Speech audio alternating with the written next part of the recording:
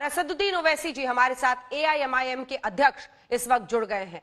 ओवैसी जी, आज तो जिस संविधान की दुहाई आप देते हैं, उसी संविधान के तहत सुप्रीम कोर्ट में जो सर्वोच्च आस्था है उसका सम्मान करते हुए आप इस कदम का स्वागत कर सकते थे, लेकिन आज एक बार फिर आप इसके खिलाफ गए।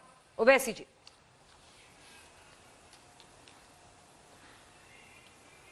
मैडम, अगर मैं खिलाफ गया तो फिर आप किसी से कह दीजिए कि मैं सुप्रीम कोर्ट का कंटेम्प किया हूं। मैंने सुप्रीम कोर्ट का कंटेम्प ना कभी किया है ना कभी करूंगा।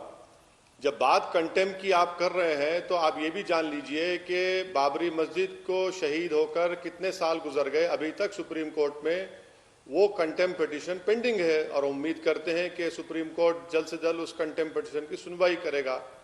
मैं शुरू से इस बात को कह रहा हूं कि सुप्रीम कोर्ट का फैसला आखिरी जरूर है, हम सुप्रीम कोर्ट के फैसले को रिस्पेक्ट करते हैं, मगर हम उससे मुत्तफिक नहीं हैं। अब रहा सवाल आज प्रधानमंत्री का उस फंक्शन में जाना, मैंने 2 प्रोग्राम आपके साथ किए और मैंने हमेशा उस बात को दोहराया कि बेहतर होता कि संविधान की दुहाई तो प्रधानमंत्री दे रहे हैं, मगर संविधान उनसे इस बात का डिमांड करता है कि वो किसी एक मजहब के ना हो जाएं। आज प्रधानमंत्री ने वहां पर जाकर साफ तौर से पूरे देश को बता दिया कि वो सिर्फ एक मजहब के हैं, एक ही मजहब की आइडियोलॉजी को प्रमोट करेंगे। वहां पर भूमि पूजन में हिस्सा लेकर प्रधानमंत्री ने हिंदू राष्ट्र की बुनियाद भी डाल दी वहां पर। और सबसे बड़ी अफसोस की बात तो यह कि कोई प्रधानमंत्री के उस बयान पर कोई ऑब्जेक्शन नहीं ले रहा है कि प्रधानमंत्री आज अगस्त 5 को अगस्त 15 से मिला रहे हैं। कितनी बड़ी तौहीन प्रधानमंत्री ने कर दी देश के उन फ्रीडम फाइटर्स के ताल्लुक से। तमाम लोगों ने मिलकर तो 200 साल के अंग्रेजों की गुलामी के बाद इस देश को आजाद करवाया था, और प्रधानमंत्री ने यह जुर्रत कर दी कि 15 अगस्त को 5 अगस्त से मिला दिया। प्रधानमंत्री कैसे कह सकते हैं कि एक मंदिर इस देश का सिंबल है? ना इस देश का सिंबल ना मस्जिद है, ना मंदिर है, ना गिरजाघर है। इस देश का सिंबल इसका भाईचारागी है, इस देश का सिंबल इसका सेकुलरिज्म है, ये इस देश का सिंबल है। मगर प्रधानमंत्री पूरी तरीके से कोशिश कर रहे हैं कि देश को हिंदू राष्ट्र बनाया जाए। और आज आप देखते हैं कि मोहन भगवत किस कैपेसिटी में वहां पर बैठे रहे मैडम, और मोहन भगवत ने क्या कहा? New India. कौन सा न्यू इंडिया? वो न्यू इंडिया जहां पर अक़लियतों के और मुसलमानों की जिंदगी और मौत के फैसले मेजॉरिटी कम्युनिटी करेगी। आप सुप्रीम कोर्ट के फैसले की बात करते हैं मैडम। सुप्रीम कोर्ट ने जब ट्रस्ट बनाने की बात की, क्या सुप्रीम कोर्ट ने कहा कि उसे पॉलिटिशियन को रखें? यह भी तो वायलेशन हुआ ना सुप्रीम कोर्ट के जजमेंट के स्पिरिट का, कि पॉलिटिशियंस को वहां पर बुलाया गया है। सुधांशु जी, आप सबसे पढ़े लिखे जानकार इंटेलेक्चुअल हैं बीजेपी में, सिर्फ आप ही हैं। मैं आपसे पूछ रहा हूं कि जब नाथुराम गोडसे ने गांधी को गोली मारी तो गांधी ने कहा था है राम, और गोडसे के साथ सावरकर भी इस कॉन्स्पिरेसी में शामिल थे, जिसको जस्टिस कपूर कमीशन ने बताया कि सावरकर भी गांधी के कत्ल में को कॉन्स्पिरेटर थे। सुधांशु जी, जब गांधी ने हे राम कहा और मारने वाले के साथ सावरकर, आपकी सावरकर से कितनी मोहब्बत है मैं जानता हूं। दूसरा बात सुधांशु जी, आपने उठाया कि संविधान जो पहली किताब बनाई गई थी उसमें राम सीता की तस्वीर है। बिल्कुल सही है। सुधांशु जी, आप ये क्यों भूल जाते हैं कि उसी किताब में टीपू सुल्तान की तस्वीर है, अकबर की तस्वीर है, गौतम बुद्ध की तस्वीर है, गुरु नानक की है। सुधांशु जी, वो किताब आप जैसे लोगों को समझाने के लिए बनाई गई थी कि देखो आरएसएस संघ परिवार वालों, ये देश में राम को मानने वाले भी हैं, ये देश में बौद्ध मजहब को मानने वाले भी हैं, और उसी किताब में सुधांशु जी वैदिक पीरियड भी है, मुगल पीरियड भी है। सुधांशु जी, इतने पढ़े लिखे आप हैं और आप इस तरह के जवाब दे रहे हैं, मुझे हरगिज आपसे उम्मीद नहीं थी। आप मेरे सवालात का जवाब नहीं दे रहे हैं, इसीलिए आप इसको दूसरी जानिब लेकर जा रहे हैं। मगर मैं आपका शुक्रिया अदा करता हूं कि आपने अपनी लाइल्मी का इजहार किया है। आप इसको मैं बताना चाह रहा हूं, आपसे फिर से पूछ रहा हूं कि भारत सरकार का कोई रिलीजन है? बता दीजिए, क्योंकि आप भारत सरकार की तरफ से ही बैठे हैं। क्या नरेंद्र मोदी की गवर्नमेंट का कोई रिलीजन है? आप बता दीजिए। क्या संविधान ये कहता है कि देश का मजहब ये है? नहीं कहता सुधांशु जी। और आप गांधी की बात करते हैं, मैं आपसे गुजारिश करूंगा कि गांधी और के मुंशी की गुफ्तगू को पढ़ लीजिए गुफ्तगू को। वो कह रहे हैं ओवैसी साहब कि आंशिक मुस्लिम राष्ट्र रहा, मुस्लिम तुष्टीकरण इस हद तक हुआ, शाहबानो का केस उन्होंने कोट किया, और तब किसी भी सेक्युलरिज्म के चैंपियन ने ये बात नहीं की कि कैसे सब कुछ पलट दिया गया इस देश की संसद द्वारा, जो कोर्ट ने कहा था, तब किसी को नहीं समझ में आया। वो कह रहे हैं मुस्लिम तुष्टीकरण की वजह से, शरीयत का नियम लागू करने के लिए पलटा है जी। वो कह रहे हैं मुस्लिम तुष्टीकरण होता रहा तो सब कुछ ठीक था, सेक्युलर था देश। आज जब कोर्ट के फैसले के आधार पर मंदिर बन रहा है तो आपको लग रहा है, सबको लग रहा है कि ये तो अनर्थ हो रहा है। मैडम, आपका शुक्रिया कि आपने उनका सवाल दोहरा दिया, क्योंकि सुधांशु साहब की बात बिल्कुल मुझे आ नहीं रही थी जी। सुधांशु जी, जहां तक मुस्लिम पर्सनल लॉ कानून का मामला है, वो तो हमारे कानून का हिस्सा है ना, वो तो हमारे कानून का हिस्सा है, वो इंडियन लॉ है। आप उस पर क्या करना चाहेंगे, बता दीजिए आप। हमने उसको लॉ माना। आप बात करते हैं शाहबानों की। सुधांशु जी, शाहबानों का जो उसके बाद जो कानून बनाया गया, उसको सुप्रीम कोर्ट ने एक जजमेंट में उस कानून को माना। सुधांशु जी, आप आज बड़े तैयारी करके नहीं आए हैं। आप 1200 साल की गुलामी करते। सुधांशु जी, आप मैथ्स में इतना वीक क्यों है?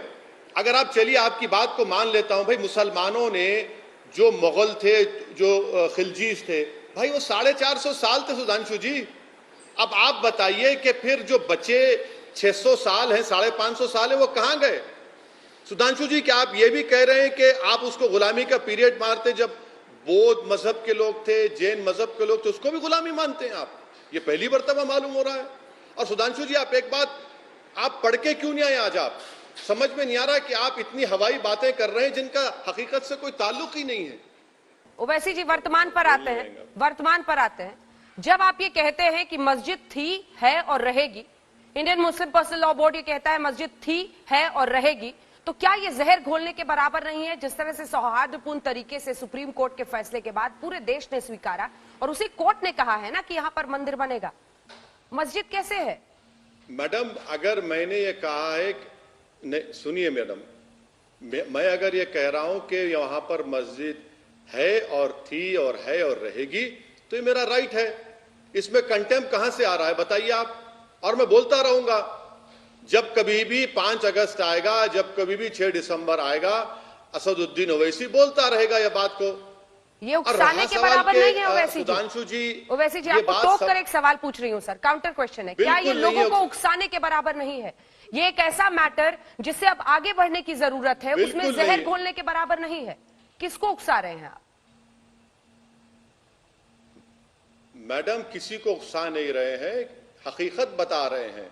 अगर 6 दिसंबर को 92 को सुधांशु जी की पार्टी सुप्रीम कोर्ट को झूठ बोलकर बाबरी मस्जिद को शहीद नहीं करती, तो क्या आज का फैसला आता? ये सुधांशु जी भी जानते हैं। और उमा भारती को बिठा लिए वहां पर, जो एक्यूज हैं उस केस में। मैडम, एक बात प्लीज आप समझिए कि ये मेरा फ्रीडम ऑफ एक्सप्रेशन का राइट है, मैं इसको बोलता रहूंगा, उकसा नहीं रहा हूं। मैं किसी को नहीं कह रहा हूं कि खुदा ना खास्ता law and order low.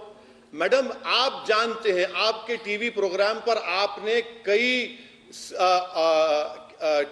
News दिखाए हैं कि किसका नाम लेकर, गाय का नाम लेकर लुकमान को मारा गया परसों। कौन किसका नाम ले रहा है? और सुधांशु जी को मैं फिर से समझा रहा हूं, बड़ी इज्जत के साथ उनको समझा रहा हूं कि सुधांशु जी, मुस्लिम पर्सनल लॉ बोर्ड एक सोसाइटी एक्ट में रजिस्टर हुआ, मगर मुस्लिम पर्सनल लॉ है अभी कानून में भारत के। वो शरीयत, आप शरीयत को समझते नहीं है सुधांशु जी, आप शरीयत कहे जा रहे हैं। सुधांशु जी, जैसा हिंदू मैरिज एक्ट है, वही सिविल मैटर्स में ये भी है। क्या आप हिंदू मैरिज एक्ट को खत्म कर देंगे? आप बताइए, हिंदू मैरिज एक्ट है नहीं है? क्या आप ये नहीं जानते सुधांशु जी कि हिंदू अनडिवाइडेड फैमिली एक्ट है? उसके बारे में आपकी राय क्या है? मैं आपसे बताने की कोशिश कर रहा हूं कि आपके पार्टी और प्रधानमंत्री ने आज वहां पर जाकर इस बात का सबूत दिया कि उनका मजहब, उनका रिलीजन सब पर सुपर इंपोज करेंगे। प्रधानमंत्री ने 5 अगस्त को 15 अगस्त से जोड़ दिया। आप उस पर कुछ कहना नहीं चाहते। सुधांशु जी, मोहन भागवत वहां पर किस कैपेसिटी में बैठे?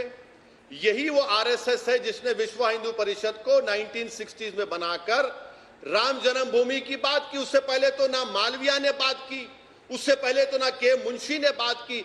सुप्रीम कोर्ट का फैसला है, आखिरी फैसला हम रेस्पेक्ट करते हैं, मगर अगर मैं उससे मुत्तफिक नहीं हूं तो कोई कंटेम्प्ट नहीं कर रहा हूं। क्या सुधांशु जी की सरकार जाकर सुप्रीम कोर्ट से कहेगी कि जो कंटेम्प्ट पिटीशन इतने बरसों से सुप्रीम कोर्ट में पेंडिंग है, क्या उस पर सुनवाई होगी? सुनवाई करवाइए ना, क्यों नहीं करवाते कंटेम्प्ट पिटीशन पर सुनवाई आप? और प्रधानमंत्री तो खुद कहते हैं सर कि मैं संघ का सिपाही हूं। उन्होंने देश की संसद में कहा है, वो स्वीकारते हैं कि हम सब मिलकर संघ के लिए काम करते हैं, तो इसमें कोई पर्दादारी तो है नहीं।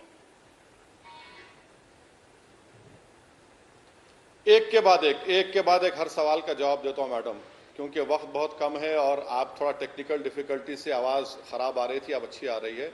जितना मैं सुन पाया सुधांशु साहब का मैं जवाब दूंगा। सुधांशु जी, आरएसएस का जो ओथ है, मैं आपको कोट कर रहा हूं डीआर गोयल राष्ट्रीय स्वयंसेवक किताब से। क्या आप जब आरएसएस का ओथ लेते हैं तो आप उसमें नहीं कहते कि मैं हिंदू रिलीजन के लिए काम करूंगा, हिंदू सोसाइटी के लिए काम करूंगा, हिंदू कल्चर के लिए काम करूंगा? क्या ये भारत का संविधान क्या ये कहता है? ये क्या भारत के संविधान में हिंदू रिलीजन की बात है, इस्लाम रिलीजन की बात है? अगर प्रधानमंत्री ये कहते हैं कि मैं आरएसएस का स्वयंसेवक ही हूं, इस देश का प्रधानमंत्री नहीं हूं, तो प्रधानमंत्री अपने ओथ का वायलेशन कर रहे हैं। प्रधानमंत्री अपने ओथ का वायलेशन कर रहे हैं और वो कह रहे हैं कि भाई इस देश का एक ही मजहब है जो मेरा मजहब है। अब रहा सवाल सुधांशु जी, आप वो तमाम मिसालें दिए, मेरे को एक सवाल का जवाब दीजिए सुधांशु जी, क्या आप काशी मथुरा को भूल चुके हैं? क्या आपके लोग काशी मथुरा के मसले को नहीं उठाएंगे? क्या आप ही के साधु संत ऑर्गेनाइजेशन ने बाबरी मस्जिद के इस जजमेंट के बाद सुप्रीम कोर्ट में केस नहीं डाला कि 1991 एक्ट जो है उसको खत्म करिए, वो सेकुलरिज्म के खिलाफ है, जिसको सुप्रीम कोर्ट ने कहा है कि इसका बेसिक स्ट्रक्चर से ताल्लुक है? आप बात कर रहे हैं कि मल्लापुरम से लेकर, सुधांशु जी यही तो हम कह रहे हैं ना कि आज बाबरी मस्जिद की जगह पर प्रधानमंत्री ने जाकर जो भूमि पूजन की, वो तो ये देश को बता रहे हैं कि भैया काशी भी बाकी है, मथुरा भी बाकी है, और वो 50,000 मसाजिद जो किसी जमाने में आपका मानना है कि मंदिर थे, वो सब पर अब बात होगी। यही तो हम कह रहे हैं कि आप इस चीज को इस्तेमाल करेंगे, अपनी कमजोरियों को छुपाएंगे। मेरे सवाल का जवाब आप क्यों नहीं दे रहे हैं कि क्या 5 अगस्त को 15 अगस्त से मिलाया जा सकता है? क्या इस देश का किसी एक मस्जिद और मंदिर किसी इस देश का सिंबल हो सकता है? आप बताइए ना। मैं आपसे कह रहा हूं कि ना मस्जिद, ना मंदिर, ना गिरजाघर इंडिया का सिंबल हो सकता है। इंडिया का सिंबल कॉन्स्टिट्यूशन है, इंडिया का सिंबल उस कॉन्स्टिट्यूशन का बेसिक स्ट्रक्चर है, इंडिया का सिंबल उसका भाईचारा है, ब्रदरहुड है, जिसको आप लोग खत्म कर रहे हैं।